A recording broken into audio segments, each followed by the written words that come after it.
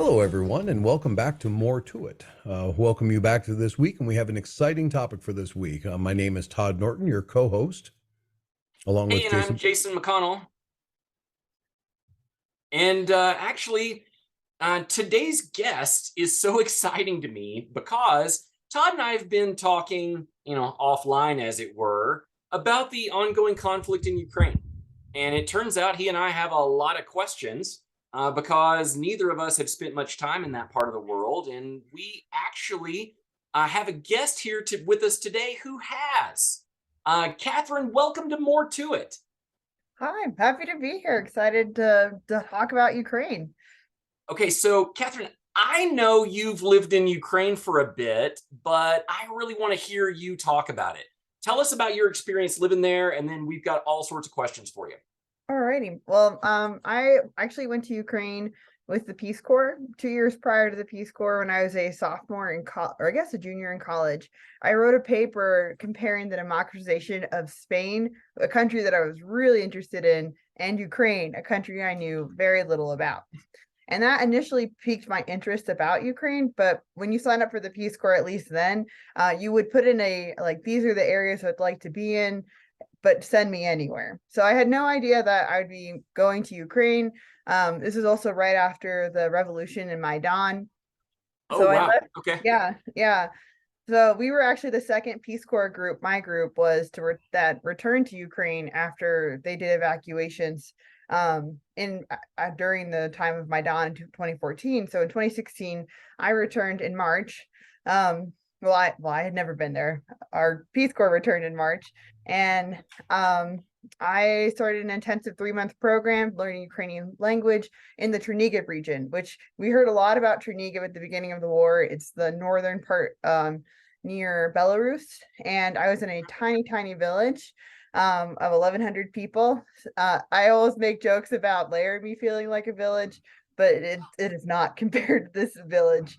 We had 3 stores, and all of them sold the same products, and sometimes it'd be really exciting. They would have fresh produce from the big city, Chernigiv.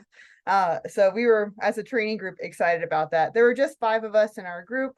After that training period, I was conversational in Ukrainian, but mostly I could really say what I like and what I don't like. But the cool part of the language training at that time was we were required to teach only in Ukrainian and figure out how to do it with limited language. So we used our language teachers for translation and everything. So a lot of it was just learning simple commands like sit down, stand up, okay, stand in a line, read this to the whole class. It was really kind of interesting just to see how simple you could say and instruct a lot without saying very much very well. And especially we had classes as young as 7 years old to the high school level classes, what would be considered 11th graders or sophomores, 9th or 10th graders. So we had to teach all these different ages because I was in the youth development sector. I then ended up being what is called a Posh Corps volunteer. And that slang comes from Peace Corps volunteers because the expectation is that you live in a hut in the middle of nowhere, super isolated. I ended up living in one of the largest cities in Ukraine on the western part, the city of Lviv, for 3 years, which we've heard a lot about Lviv just because that's where a lot of the refugees stop before moving outward to the west. It was historically a Polish city. And obviously, during World War II, when borders were redrawn, it then became part of Ukraine. It is a really historically diverse city. It is known as the cultural capital of Ukraine. And when I was there, I was reading as much as I could about Lviv. Interestingly, though, before I went to Lviv, I didn't want to read anything because I wanted it to learn from what local people say is local history, and then also read history on top of that. So I worked at the Lviv Regional Youth Center, which is a regional, essentially like YMCA, but government funded and run. So you do certain goals that are based on the regional government. So the governor's office or state senate's office, the different goals that they create. So they were really working on entrepreneurship and business kind of related topics to train and equip young people. But then we also did projects within the city with university students. English language, obviously, because I was there. That was a big one. And then leadership development and soft skills development. And then we also wanted to become like a non-education hub, like non-formal education, hub for other youth workers in the region and then around the country. So we worked on all of those things. Before they're, even though they're considered one of the oldest youth centers in Ukraine, they were started in 2001. Sorry, it's weird to not say 21 or 20, something like that. 2001. And then they didn't really do very much in that time period. But you think about like 2004 was the Orange Revolution in Ukraine. 2014 was the Maidan Revolution. So there was a lot of things that changed in Ukraine at that time in terms of, yeah. Catherine, I have a question. I'm sorry to cut you off, No but worries. I'm dying to understand this better. Mhm. Early on, shortly after Russia's invasion of Ukraine, Mhm. I saw a few different news articles from pretty mainstream outlets talking about this faction or that faction, or people of this ethnicity or that ethnicity. And the articles I was reading seemed to tie these peoples to different regions of Ukraine. Did I get that right? So yes and no. Okay. They got it right and they also got it wrong. Okay. Ukraine is a really diverse country just in terms of like people really identify themselves kind of by what region they're from. So kind of like Okay. the United States, like we were like, oh, I'm from New Jersey, so I'm New Jerseyan, or Wyomingites, right? That's the term that they call themselves, cowboys, I guess. um, so it really just depends on like those regions that you first identify yourself, and then each region has a certain dialect or a certain like language grouping. Language politics is huge in Ukraine. And this is actually something I've always been interested in because national identity is an incredibly interesting study. And so in Western Ukraine, they historically have spoken more Ukrainian. However, like I said, Lviv was originally a Polish city. So a lot of the Ukrainian that they do speak in like Volyn region, Lviv, I'm drawing the map if you can see. Volyn region, Lviv, Ivano-Frankivsk, and Ternopil, which is like this whole part. And then of course we have the sliver here, Zakarpattia, and I'll talk about that in a moment. They historically speak pure Ukrainian. However, it's really combined with Polish words. They wouldn't always know that, but I learned that when I went to Poland. I understood almost everyone, and they understood me when I spoke Ukrainian. I just would say it. I would speak really slowly so that way, like they just thought I was speaking really terrible Polish, and they would I went to Poland during the off tourist season to cities that weren't super popular with American tourists, and I had to communicate a lot in Ukrainian to try to figure out where to go or different places. And so I just spoke Ukrainian hoping that they would understand me. And I don't know how many times people said, "Oh, you must be an American student learning Polish. It's okay, your Polish will get there." And I don't speak any Polish. But that region, like that's where I was learning Ukrainian. So of course, like I spoke Ukrainian with a I think the term that they told me was the Eastern Polish accent. So that's just an interesting language thing. So Zakarpattia, the region directly underneath Lviv that borders Hungary, Slovakia, no, Slovenia. Oh, now I'm going to get my geography confused. And Romania, they speak Ukrainian, Russian, Hungarian, and then they combine all those languages. And they have like a particular Transcarpathian language that they speak. And it's really sometimes I went to run a half marathon. I ran the 10K at a town in right outside of Hungary, and they did not speak Ukrainian or Russian. They only spoke Hungarian. And so imagine my surprise going to a store asking for a coffee and having to be like, can you speak in Ukrainian? Because yeah. So that way they did it, like they learned it in school. Ukrainian is the official language of school. So everyone can speak it or will know it if they don't speak it. So Central Ukraine is kind of the mixture of the languages of Russian and Ukrainian. And they can interchange like with a drop of a pen. Like I always ask the question, how many of you can like switch languages in the middle of a sentence and not think about what you're doing? That region can. So that's like Chernigiv, Kyiv, not Poltava, Cherkasy. And then Odessa is the weird one again. Odessa has a very distinct Odessan accent in both Ukrainian and in Russian because it's historically Jewish.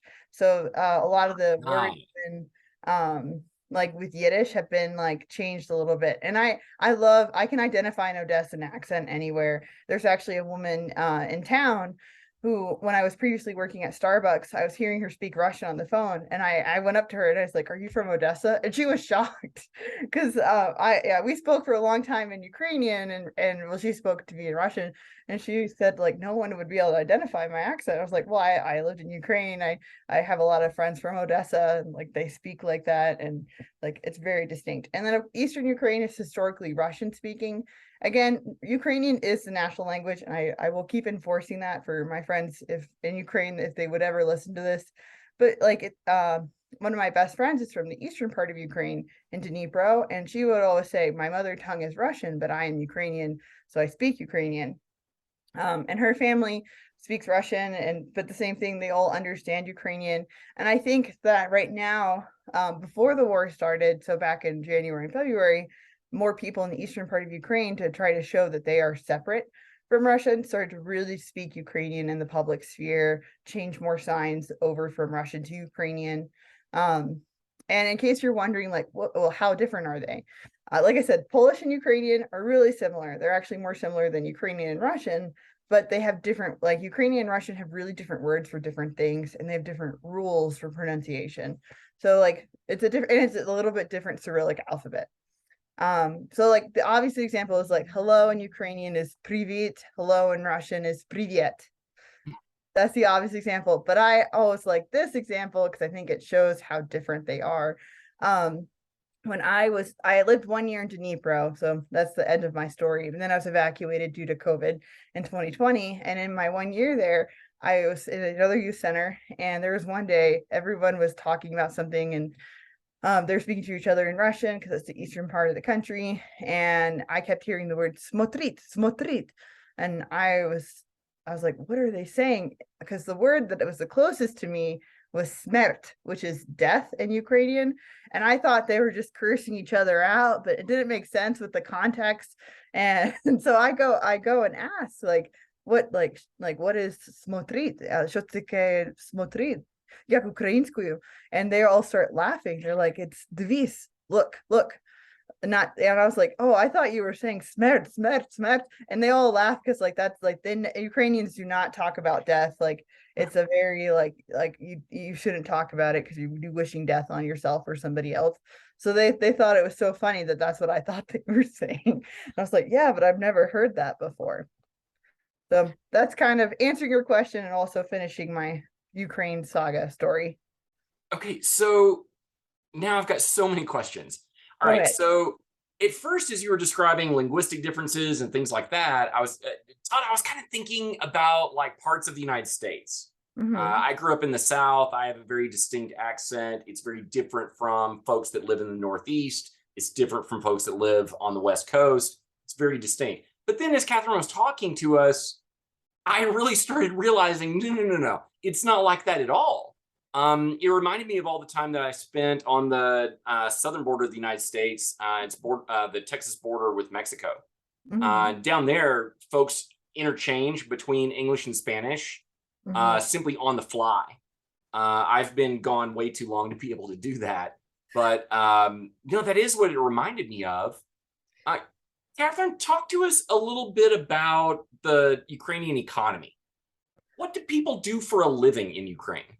So obviously the thing that we see a lot is farming. And yes, that is a big part of the Ukrainian economy. There is a saying that any seed can touch the ground and it will grow in Ukraine. I make that comparison to like Indiana in the United States, that it's just a very agriculturally wealthy country. However, in terms of like what a lot of people end up doing, we will do the non-corrupt jobs, and then we'll talk about the corrupt jobs, that because they both are there. And So the non-corrupt job, the biggest industry is IT. IT companies are huge in Ukraine. The largest one on the western part of Ukraine that I know the most about is called SoftServe. And yes, it is named after SoftServe ice cream. The two founders of it spent some time in the United States, and they just thought that sounded like a great name for an IT company. So they kept it. Funny. Yeah, and they have headquarters all throughout Europe.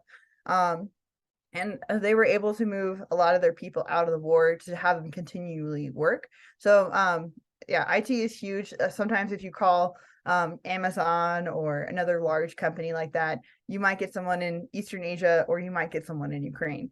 That is probably their number one thing. A lot of young people, even if they don't have a background in computers, they would like to have a job in IT, because it is a really it's the hot job right now.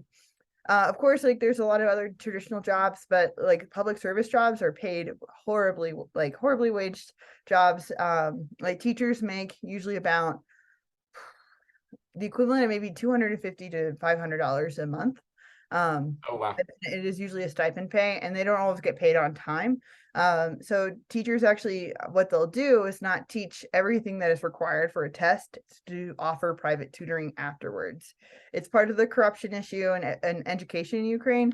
But a lot of people in Ukraine are part of the higher education group, like have their masters or have a doctorate of some sort, as well as their bachelors. But you also got to then question, how did they earn that? Did they pay anyone to do something for them? Did they pay their professor? And even if they didn't, usually if they wanted to maintain a good grade, at the end of every semester or every year, they give a big gift to their professor. It's not usually money. It usually is like an actual, like all the students will put in their money together and get like a nice gift, like a new, sorry, I'm trying to think of the ones I remember in particular. So it used to be power banks were kind of expensive, like, you know, the mobile ones. So to get a brand new power bank and maybe something to go with your computer or something like that as a gift at the end of the semester, to ensure that you have a good grade, even if you had worked for it beforehand. So it's kind of, that's like part of the issues of corruption in particular. And then a popular corrupt job that a lot of people will do in order to make money for their family, and then they'll end up switching to another job, is become a smuggler if they have a truck. So they'll smuggle, the biggest smuggling products are cigarettes, because they're super cheap in Ukraine. Okay, so smuggling contraband from Ukraine to someplace else. Yes. Yeah. They're an exporter. Yep. Yeah. Okay. So if you ever travel from Ukraine to somewhere else by train, so I'll tell you my story. When I went to Hungary, I traveled by train. So they woke us up in the middle of the night. It was an overnight train. And my brain switched right away to Ukrainian, because they're speaking to us Russian, Hungarian. And I was just like, here's my passport, here's my this and that. And they asked, why are you traveling by yourself? And like all these questions. So they had to then search my suitcase, which was just a carry-on suitcase, where I had put chocolate from Lviv, because that's one of the big products there for family, and then a couple other like Lviv souvenirs, because I was visiting other family and friends in Hungary that I was planning on giving that to. And they asked if they could open each one, like the candy bars and stuff, to see if I had stuck cigarettes in there. Wow. And I flat out said there are no cigarettes in there. I don't have any alcohol, because that's the other thing, they like to smuggle alcohol and sell it. And I don't have any contraband of any sort, essentially. But because I was a woman traveling by myself, speaking Ukrainian with an American passport, there was like a lot of border red flags going up. Yeah, so you just look suspect, Catherine. I mean, I know. So you look suspicious specifically because you were traveling alone? And I was a woman, and I had an American passport. Okay. Yeah, So funny. I was trying in my compartment. There was an elderly couple that kept trying to defend me, like being like, you shouldn't, like, you see, they didn't go through anyone else's stuff except mine. Yeah. I just put up a lot of red flags. And then it happened again once we got to, like, you know, you go a little bit further and you get to the Hungarian border. They went through all of my stuff all over again, because like those flags were up. So yeah, I was like, I almost like said in my tire, because I was woken up, so you know your filters aren't on. So I almost said like, "Ja, nie szpionka," like I'm not a spy. Like I didn't say, but I was like really tempted the whole time, like, because I was like, I don't like this. I don't like being treated this way. But yeah, the family afterwards said they've never searched our bags like that. Like I don't believe that they would ever do that. I apologize. My window is currently broken, so there's a large garbage truck outside I can hear. If it's too much noise, we can wait. Yeah. I think it's fine. Yeah, Okay. you're good. Yeah. The other jobs, like obviously, like your more common jobs for industry are very present in Ukraine. But I mentioned public service because a lot of women are teachers, in schools in particular, or tutors of some sort. I also know a lot of people that work in the local market or the bazaars.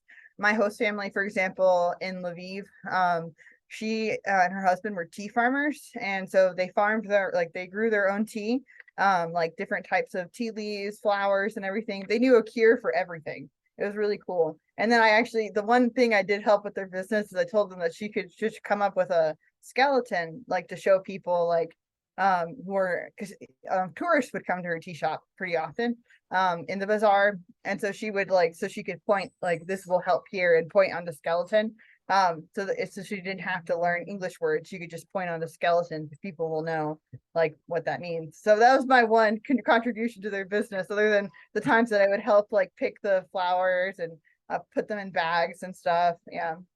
Okay, so Catherine, you've been talking about, agriculture in Ukraine. Mhm. And that reminds me of some stuff that I saw in my newsfeed over the last couple of weeks about grain exports being shut down because of the conflict, because of the war.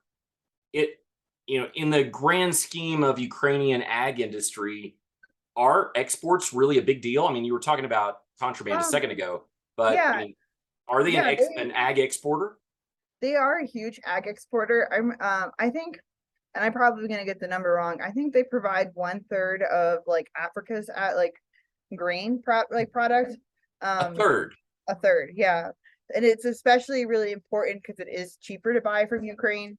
Um, just because of, regulations and everything, and moving it across the Black Sea to within the Atlantic Ocean. And yeah, it's agriculture, like you really just see that in the center of Ukraine more so than I know. I was talking about my host family being tea farmers, but like it's a big part of like grain, bread. It's a big part of like daily life and daily food in Ukraine. So not having those exports is gonna really make the Ukrainian currency, the hryvnia, really struggle. I already know from friends. So like one of the cheapest things that you can buy in Ukraine is buckwheat. And I love buckwheat now because of living in Ukraine, and it's already expensive in the United States. I used to tell them for a pound it was $8 in the United States average price if you can find it. And they were like, you should just take a whole bunch from here. It's so cheap here. And I know from a friend, she was telling me like even our buckwheat now is like it used to be like maybe 30 hryvnias for a kilogram, is now up to 80 hryvnias for a kilogram. And that like inflation price, like Ukrainians can handle inflation because they've handled it plenty of other times, but with this now limiting their own like national supply of the grains that they eat, it's really going to start hindering them. I think they'll start to really feel the effects and start to limit next year, kind of thing, because like the exporting is more important to kind of keep stimulating the Ukrainian economy with everything that shuts down. I actually am more curious to be, and this is probably my own interest, how beer industry is going to do in Ukraine, because beer is a huge product. Really? Yeah. The city, so Lviv in particular has like tons of microbreweries, but the one in particular that's like become internationally famous is called Pravda, partially because all of their labels make fun of different world leaders. Here, I'm gonna pull so I can show you on the screen. They had a Trump beer. Did you just say Pravda as in like the old Soviet propaganda Yeah, so product? that is part of the joke. They're very intuitive on like Funny. their joke of what it is. Here, I'll send just a link because I don't think I have screen sharing permission, so you can look at it.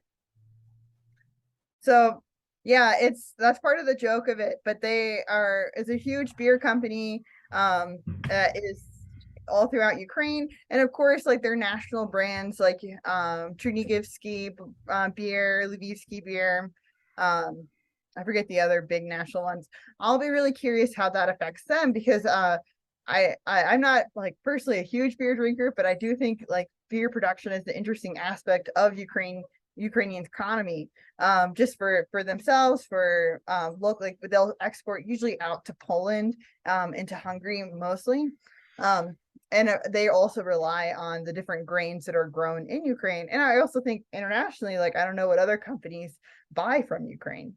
Um, so I'll just be kind of curious, like how this, like if anyone will report on it or write about it. But that's one of my own curiosities. Yeah, Yeah, I I mean, actually, I hadn't heard anything about that at all. That's yeah, fascinating. yeah. So go. I Oh, no, you no, were. no, that's fine. I didn't mean to interrupt you. I'm curious about if you have any sense, if you could talk more about the impact that the lack of exports or the impact that has been had, or experienced by Ukraine from the conflict, right? I mean, the first thing I'm thinking about is sort of people who were involved in that conflict. I mean, that's the first thought I go to is, sort of how have they been impacted? And what I hear you talking about in some respects is sort of a longer term impact of not just an immediate, but also then that some immediate impact might have some longer term or downstream consequences because of the economy, right? And so what are the sorts of exposures or the difficulties that they'll experience? Oh yeah. So I'm still really connected to a lot of friends in Ukraine, and in particular, I was asking because another professor approached me to see if Ukraine needs coats for the winter coming up because the heating is going to be an issue. And so I was asking her, and she said, "Well, Ukraine has some of the best coats in the world. Like, I don't think that that's going to be a big need, but like she like wrote, she's like, I'm going to contact my organization and ask them like specifically." But she said blankets are going to be a huge need for during the winter because that's an at home thing. Blankets cost more money, and usually Ukrainians are very they actually recycle their things and reuse and reuse and reuse. So one of my biggest complaints, culture shock wise, when I came back to the United States, is that repairing shoes is incredibly difficult in the United States. Yeah. And I would love to have a cobbler in town who would repair shoes for me for at a reasonable price. Because in Ukraine, like you'll see the cobblers like two or three on a street, like doing their business like as part of it, but that's daily life. Or having a seamstress, like that's very normal that you would buy clothes and then you would take it to a seamstress and it would be to fit you properly. And so like blankets are something that like they don't have large supplies of in terms of their what they have at home because it would just be seen as something extra if you're wealthy or something along those lines. So she was saying blankets, and I at first in my head like medical blankets like and she's like, no, just blankets for home for staying warm. That's really what we probably need, but she's getting back to me soon about what the different things that they have. But interestingly enough, and I was actually talking about this with a group of Peace Corps friends this week, all of our friends in Ukraine, in terms of the immediate effect, it's not obvious at all on social media, and I don't think it's obvious to them because they want life to be as normal as possible in a time of war as a kind of a protest. So the long term, that's why I'm worried about the long term effects because they can fake it right now. On like restaurants being open and traveling to other parts of like the western parts of Ukraine. Like skiing is a huge thing. I'll be really curious to see people go skiing in Ivano-Frankivsk region. So that's kind of like where I'm at right now. It's like I can't think about the right now effects because it's not clear to me. But yeah. You just cleared up something that I was struggling to understand. Whenever I've been consuming news stories about the conflict in Ukraine, I would see one story that looked like Dresden. The imagery was a bombed out city. And then the very next story would have imagery of what looked like normal life to me. People taking a taxi cab, going to a place to eat, something like that. And so I was really struggling in my head to sort this out. I just made the assumption it was regional. But I think what you just shared with us puts it in a completely different light. That's Yeah. interesting. So like even in Dnipro, which is right next to the war, like when I was there in Dnipro, this is one of my like I didn't know I was doing something wrong stories in Peace Corps. We had certain sections of the Ukraine we weren't allowed to visit to. So like for example, obviously Luhansk and Donetsk, you could only go to Kharkiv if you had permission because it's just the proximity to Russia and the proximity to the ongoing conflict since 2014. And that also included part of the region of Dnipro. But even I traveled to that region not knowing I thought the whole oblast was open for me because I was living there, but it wasn't. It was fine. It was one of those like just kind of a slap on the wrist, like you didn't know, it's okay.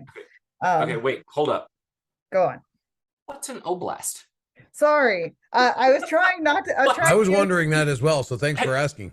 Yeah, I want to know what's an oblast. Oblast is region, like so, like a state essentially or territory. It comes from the Russian word oblast, and I'm pretty sure they used oblast in Poland as well.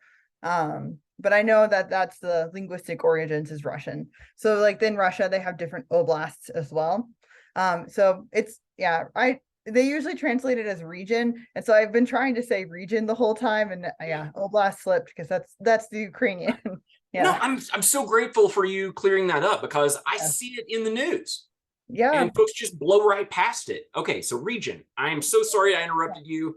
No, totally fine. That's a great question. So yeah, in the Dnipro Oblast, it's right next to the war. And I only will see once in a while a story like about like a recent bombing in Dnipro because it's right next to the war. This is my fun fact about Dnipro.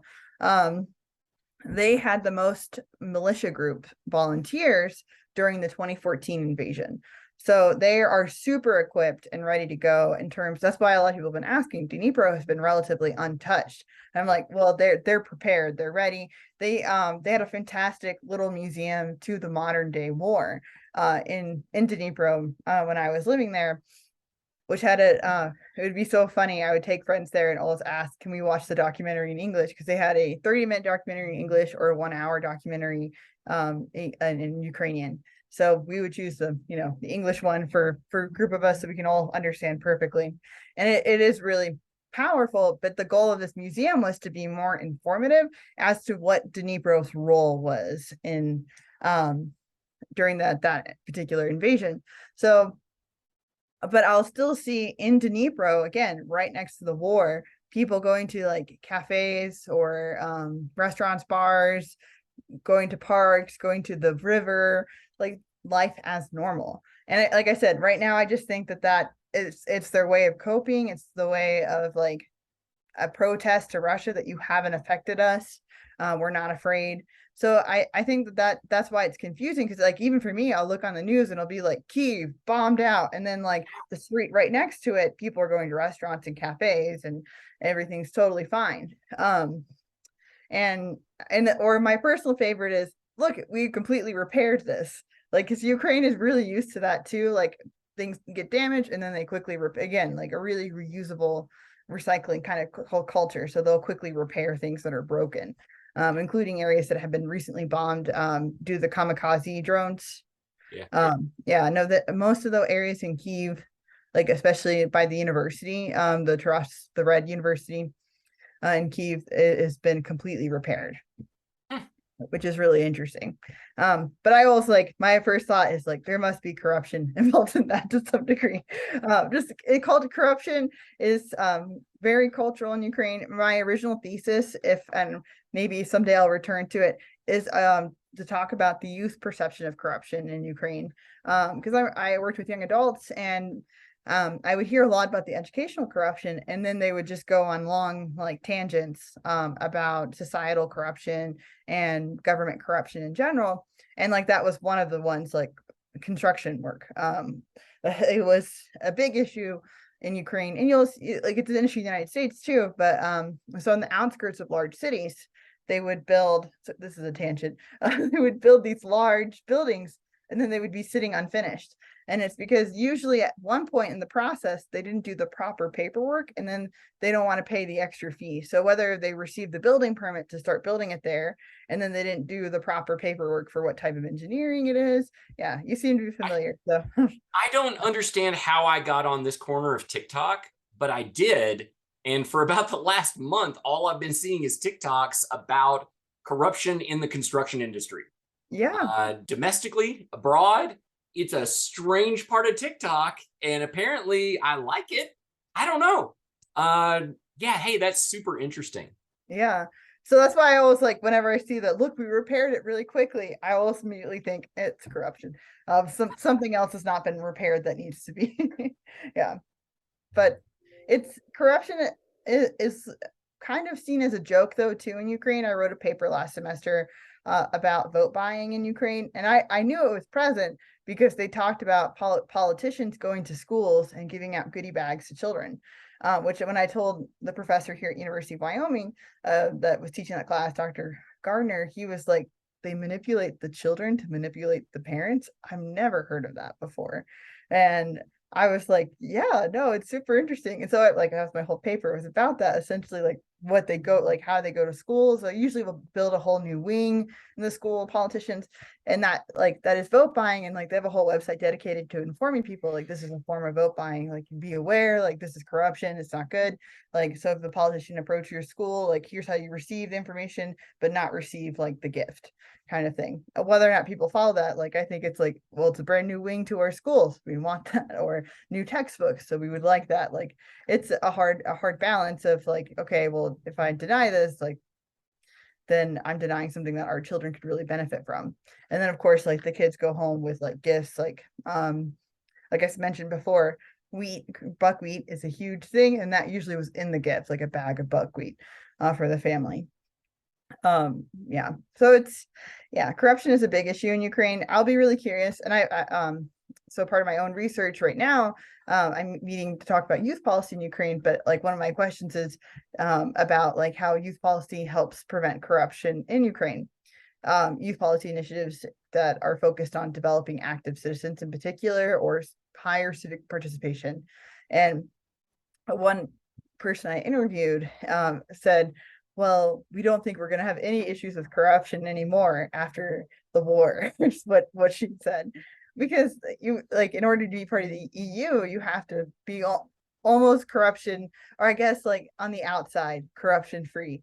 So she's pretty optimistic about that. But of course, like then we started talking about it. She's like, we've had a lot of the things. She was in Brussels. She's like, a lot of things we've worked with refugees is talking about how to live in the EU and in Belgium corruption free. And it's just like a systematic difference. Catherine, that actually spurs another question. Mm-hmm. Todd and I talk a lot about perception in daily life, individual perception, group perception. So thinking about your time in Ukraine, how did typical Ukrainians that you interacted with on the daily, how did they perceive other entities like the EU or the United States or NATO? Or, I mean, certainly my feed is full of all kinds of news reports about those kinds of relationships. Yeah. What did you find? So this is also a regional thing. I think culturally it is changing in Ukraine right now because of the war. I actually was meeting with another professor who had spent time in Crimea, and he had talked about the Crimean perception also changing right now in the war of Ukraine as a larger entity, the Crimean Tatars, that they would rather be with Ukraine than be with Russia, even though they probably more identify with Russia in terms of cultural perception. But in the western part of Ukraine, the goal was so, like, part of it is because you're bordering Poland, and a lot of people have what was called the Polish card, so they could go in and out. And so when they opened up the visa to Ukrainians, that you could spend 90 days in the EU visa free, essentially, people started traveling a lot more, especially on the western part. So the EU seemed as like not like a paradise, like it has its problems, and people were critical of the EU, especially during Brexit. Because I was in Ukraine for that, and I also will talk a little bit too, being in Ukraine during the election of Donald Trump, and in terms of that, they were super we want to be a part of this because we see what it does for Eastern European countries who have joined, like Czech, Czechia, Poland, Slovenia, Slovakia, and Hungary in terms of what it did for their economy. And tourism is a budding industry in Ukraine. So when Ryanair came to Lviv and Kyiv, so they had flights coming in from Spain, from Portugal, from the UK, and different places. It was so exciting because like it meant like now like we're going to become these international cities, not necessarily people moving there, but like tourism in general. Um, so yeah, on the western side, they're much more optimistic. When I lived in Dnipro, I wouldn't say pessimistic. They were kind of on the neutral grounds of like there's more opportunities for people who are minorities and who are women to be a part of the EU. Is how they viewed it. But like it was like if we get it, good. If we don't, we'll continue as life goes on. So what were their perceptions of the United States? I mean, obviously So they yeah, mentioned earlier they picked up on you as an American. yeah. What did So they think about the United States? I would say it's about I would because I would say 50-50 split, but that's not right the quite way. I'm thinking more of like it's a different I had three different reactions, like either complete excitement, um, if for being an American, and then like especially an American who speaks Ukrainian, like just this incredible excitement of like America is this great place and and then they would laugh like when they say you actually like living here and you're gonna stay longer than 2 years, like other Peace Corps volunteers, like what do you see that's so great in Ukraine? And then I would tell them, they'd be like, but it's much better in America, right? And I was like, yeah, no, yeah, different. I like it here better. It's just different. Um, and then I would get the neutral response, like kind of like the shrug it off, like, well, you're just a Westerner, like the kind of like that. And then of course I'd get the pessimistic response.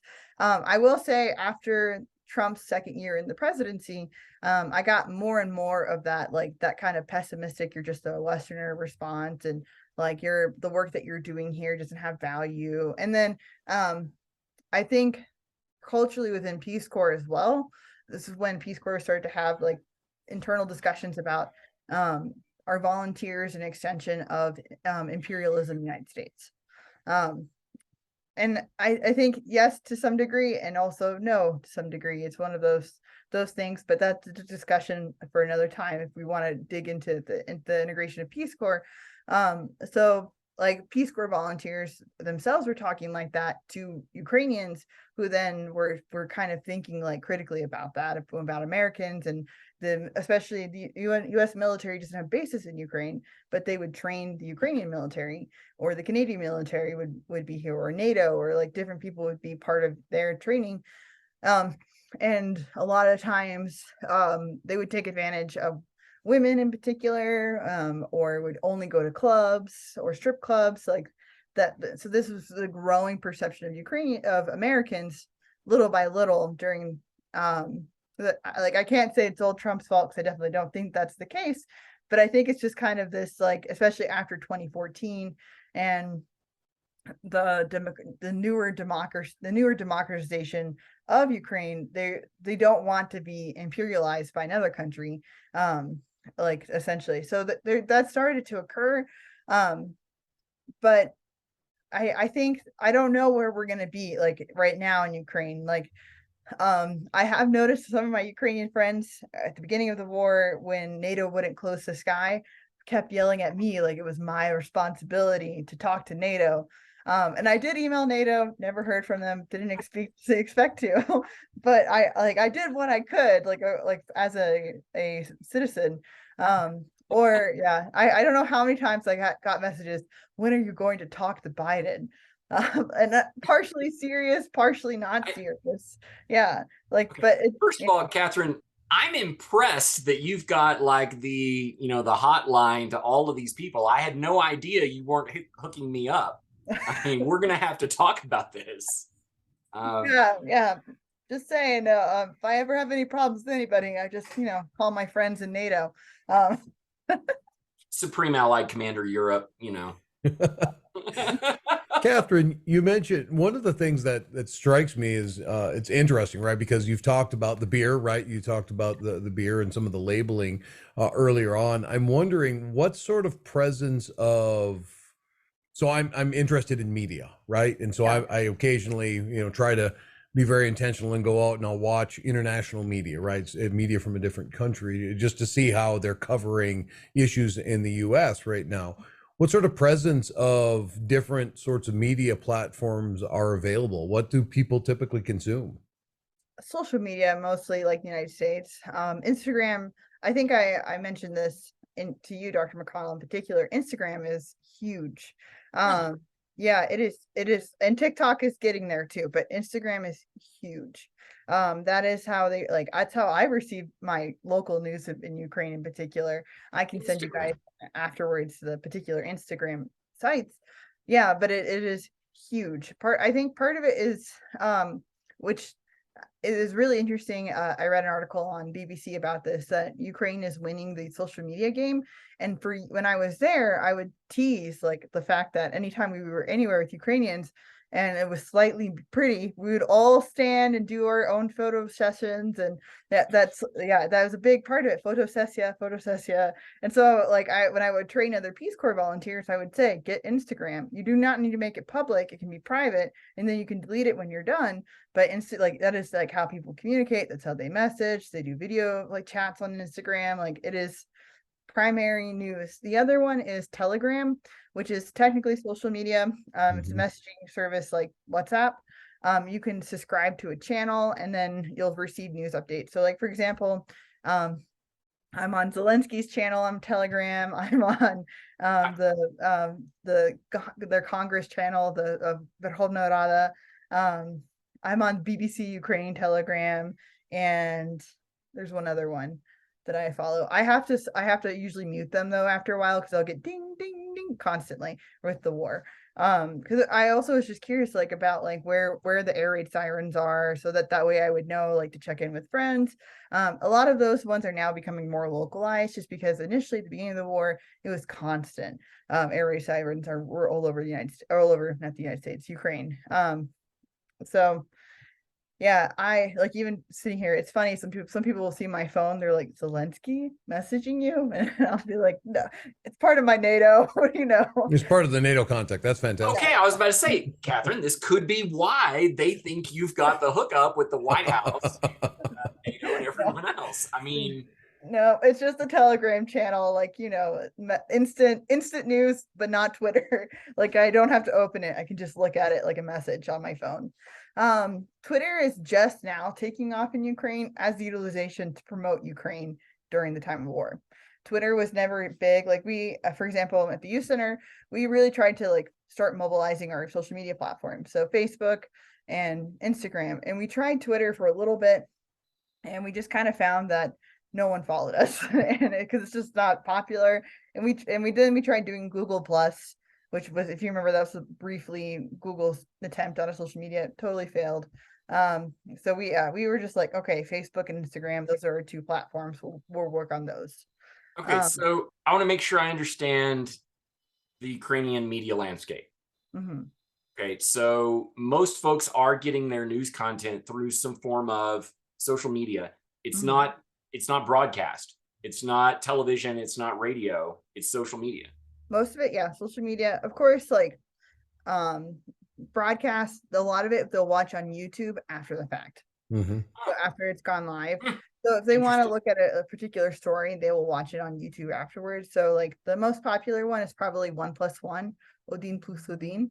Um, and it's pretty comprehensive. It's standard European news, so a lot more graphic than our news, obviously.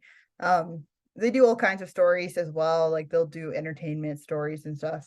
But social media is number one. Like, that's what you check first, and then you check your Telegram, because your Telegram's constantly updating you. Like I said, sitting here, I think I've gotten about 20 messages from Telegram channels that I'm on, checking the news. And then yeah, after that, Odin plus Odin. And I think, yeah, that about covers it, how they're receiving information. Um, Catherine, follow up sort of in the direction that Jason was headed, right? So if I'm trying to draw some comparison, my own, sense in my own use of social media, right? So when I'm thinking about TikTok and other social media platforms and getting information, it sort of falls into two types, right? That is a traditional broadcast, let's say, you know, a news broadcast that somebody then reposts and sort of, you know, clips out, that is, they cut it into chunks, and you get 1 minute at a time of that broadcast. And those are common. But then also what we might call sort of information pieces, not exactly news, but information pieces about the state of affairs in various regions or whatever the case may be, right? So I was watching a number of people on the recent, you know, midterm elections as an example, right? Or whatever the current state of affairs is. Is that what you're talking about? Is it similar? Yes, it's similar to that because you follow different Instagram accounts depending on what type of news you would like to receive. So it is kind of like an echo chamber. If you're not following like a diverse amount of accounts.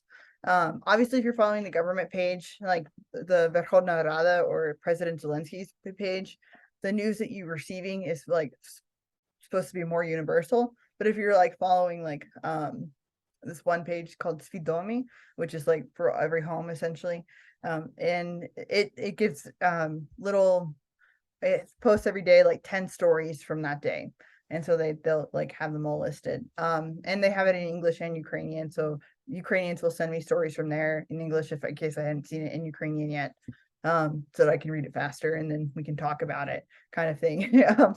And then or the other form of receiving news is word of mouth is really a big deal in Ukraine.